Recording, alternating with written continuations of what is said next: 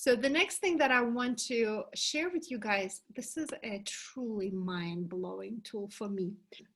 And declaration to me is that magic bridge that links up where you are right now and where you want to be. And it works, it's kind of similar to the work we've done before with the miracle integration, the power of I am, where in my experience, sometimes you have to peel off the layers and clear out the glitching to identify uniquely yours declaration. And once you identify it, you will feel it. It will have a specific visceral reaction for both you as a leader and your client, whoever it is that you're leading. A lot of times you'll feel like a lot of emotional release, and it has a tremendous power because it works on levels. It works on the energy level. It's beyond just our thinking. And let me illustrate it by telling you a story from my life. And this is why I'm so passionate about declarations. So a few years ago, I did this work around this work that I'm sharing with you. And we did the same process, vision and goals. And then it came to the declarations. Now, a declarations often will have something to do that is seemingly not related to your vision. So I'll tell you, my vision is back then especially was all about my business. New locations, revenues, bottom line, like very specific goals because I was living and breathing my business back then. And when the time came to do the declaration, what I realized that my deepest fear was that somehow I will lose my relationship with my oldest daughter. So my oldest daughter, Karina, has always been a very spirited child. From the moment she was born, she was always like even like we brought her home from the hospital, right? And I tried to snuggle her and kiss her. And she as a baby was like she does not like snuggling. And she's just she has a very strong personality. She's very like independent. We used to call her my difficult child, but then we decided to call her my spirited child because she is my teacher. She is absolutely my divine teacher. And through her, I'm learning so many divine lessons. And my deepest fear was somehow I'm going to lose my connection with my daughter. And that was because when she turned 3 or maybe 5, she started saying with lots of passion, like, I hate you, mother. I hate you, mother. And she'd like have all these tantrums. And I remember thinking like, well, if she's 5 and she's saying she hates me, what's going to happen when she's 16? And somehow it triggered also all of my like feeling like I'm a shitty mom. So like all of my, I'm a crappy mom. No matter what I do, I'm never going to be a good mom because I work too much. I don't spend enough time. All of it was all wrapped in it. So as we did the declaration, which was, it's not so simple. It's always simple, but it's not easy, you guys. It's oftentimes not easy. So it took me forever to finally to come up with my declaration. And then I was thinking like, oh, but like, what if she gets bullied at school and if we're not connected, she's not going to tell me. And then my mind just goes, what if she kills herself? What if she starts like dating this? But like my mind just used to go there. So anyway, my declaration was, after we did all this clearing, all this work, was I'm always connected to Karina. I'm always connected with Karina. And it sounds so simple, yet for me, it unlocked something that I cannot even put into my words. I always thought that was Karina who was difficult, like she is the spirited child. And yet what I discovered through this process, that once I cleared whatever was in the way and I identified my declaration, somehow, this is the part that I cannot explain, my child changed. Our relationship changed. So now Karina, she's 12 now. We did this work when she was like maybe 6 or 7. She immediately should come to me and say, I love you, mommy, and hug me and kiss me. She's never done that before. And even today, we're going through this very different stage in her life. You know, she's finding her independence, and you know, she's becoming a teenager, and she sometimes says awful things, and yet I don't feel the way that I used to feel. Like my fears are no longer being triggered. I don't feel like I'm a crappy mom. I am not terrified. Like I know deep in my heart that I'm always connected with my child, and we can yell at each other right now, but no matter what, we're connected beyond words. Are you with me? Am I making sense? So that was like the declaration that I needed, because what I realized now looking back, that I needed that in order for me to truly step up in my business, to truly step up as an entrepreneur, to truly step up in my relationship with my husband, to do things that are seemingly unrelated to my relationship with my daughter. But if I were to peel off that onion, on some level, if I was working, if I was creating something in my business, somehow on a subconscious level, I felt like I was a shitty mom. I'm not spending enough time with my child. And because of that, I'm disconnecting with my child. And when she's 16, she's gonna like leave me and never talk to me. By the way, she still says like, oh, I have 4 more years with you people. I cannot wait until I go to New York City and go to, you know, like she says it all the time, but it doesn't trigger me. I'm like, I'm coming, gonna live with you in New York City. I'm gonna be a roommate. Like we can laugh about it now, but if that was to happen then, it would totally put me into a spiral and I would like lose it. So does that kind of help to illustrate the power of declarations? And even though I always thought it was her, it was actually always me. Remember how I said, take 100% responsibility, take 100% responsibility. So if you are, you know, no matter what, if you're having challenges in your marriage, in your relationship, you think it's the other person, I guarantee you, you have all the power. If you have issues with your work, with your business, with your boss, I guarantee you, you single-handedly can absolutely turn around that relationship. And creating a declaration can be a really powerful tool in that process. Did I hear somebody asking a question? Yes, it's Megan. Go ahead, Megan. So I felt this a lot around my work, just really feeling not in alignment there anymore. And I've just been trying to lean on all the tools.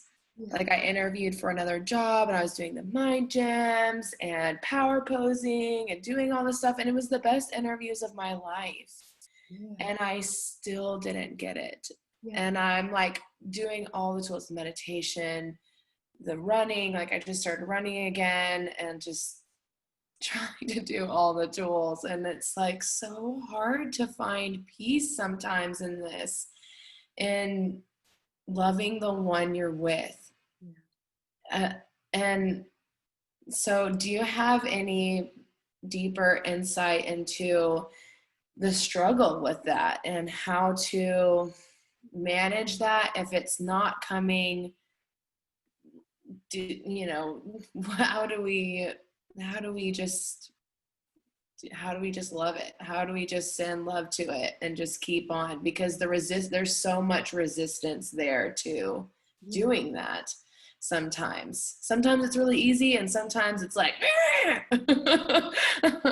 Absolutely. Remember how I said these ancient yogic texts say you can run and work out and say your incantations and fast and do the juice cleans and meditate until you're blue in the face and eliminate and read and do all of that, or you can surrender. Remember how the ancient yogic texts say that? You can do all this crap, or you can simply surrender, because surrender can be so challenging. So what I say to that, Megan, is whenever I don't get what I want, I know that when one door is closing, there is another door that needs to open. Do you know what I mean? So I know that if I don't get what I want, that God has something better for me. And I'm a little bit older than you, not much older, but a little bit older than you. I look back at my life and I see that all those doors that didn't open, they didn't open for a reason. Because there was a better opportunity always just around the corner. So to me, it is about surrender. So knowing that, oh, okay, I didn't get that job, even though the interview went really well, because I know in my heart, because the divine has something better for me in store.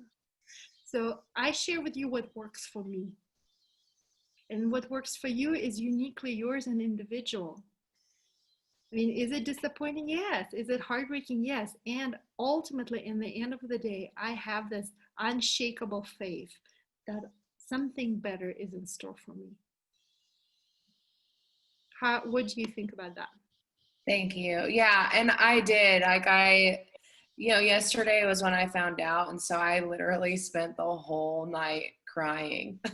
And then this morning I woke up and it was like, okay, this is what I'm supposed to be doing right now, and there's a lesson here. Yeah. And so I'm here for it. Yeah.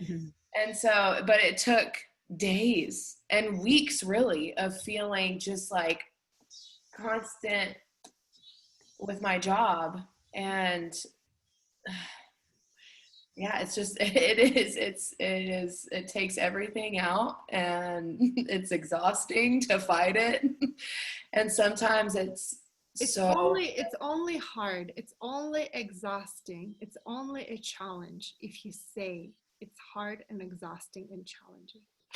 So a part of it also is just don't say it. Don't say it like that. Don't say it like that. Quit saying it's hard. Quit saying it's exhausting. Because if you're speak blessing into your future. Oh, look at that. I get to grow as a result of that experience. Look at that. I'm getting stronger. I'm getting wiser. I am like becoming totally unbreakable. I mean, ultimately, you're saying the same thing, but the energy of it is different. Do you feel it? And then also, there was something else that I wanted to say, Megan. What was it? I lost it now. So you talked about how your work was challenging. It was oh yes, I remember now. I had to backtrack a little bit. So I'll tell you guys. Back in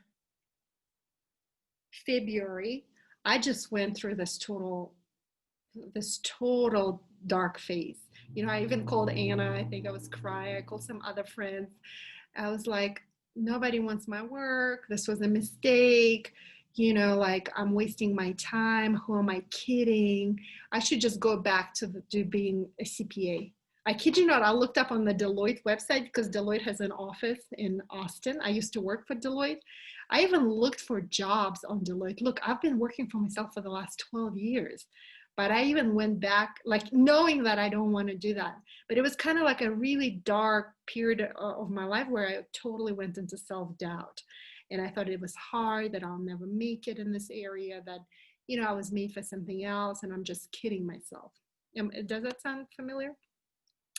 Yeah, so, and then recently I read Michael Beckwith, by the way, it's on your recommended reading, and he talks about, he calls it the dark night of the soul.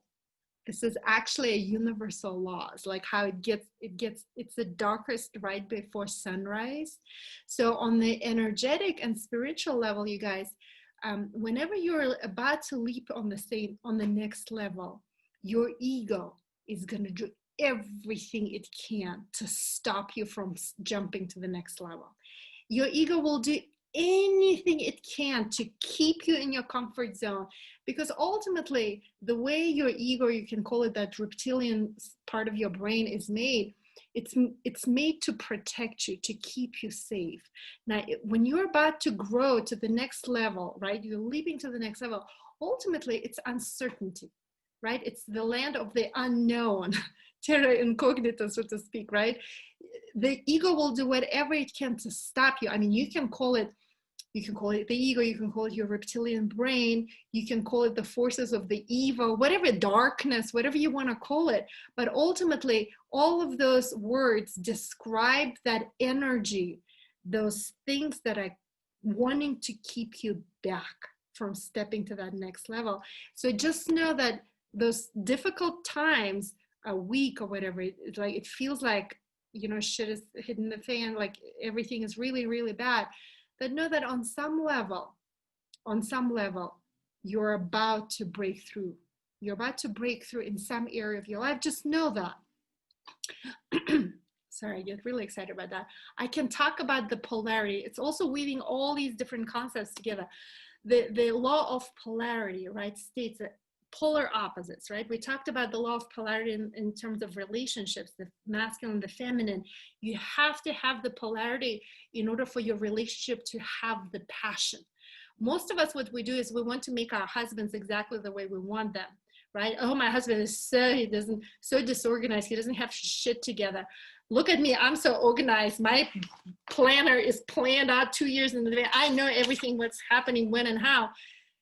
I want my husband to get more organized, but what I'm essentially doing, I'm killing the polarity. The moment I want him to become like me, well organized, Amelia, listen to me, you kill the polarity, you kill the passion in your relationship. Then you just become roommates. The passion is no longer there. You're brother and sister at best. Polarity, like the North Pole, the South Pole, the polar opposite energies. This is what keeps our Earth spinning and in existence. This polar opposite energy. The law of polarity is powerful, is one of the most powerful laws in the universe.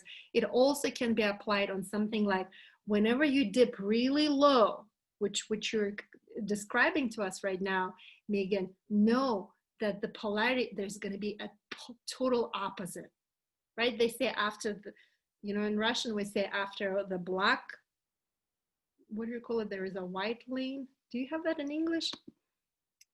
Anyway, like after a darker period of time, there's always going to be light, right? After the night, there will always be sunrise. So just know on some level, you can also learn to love even that part, even those periods of your life, because knowing that something the total opposite is about to happen. Am I making sense, Megan? Is that helping?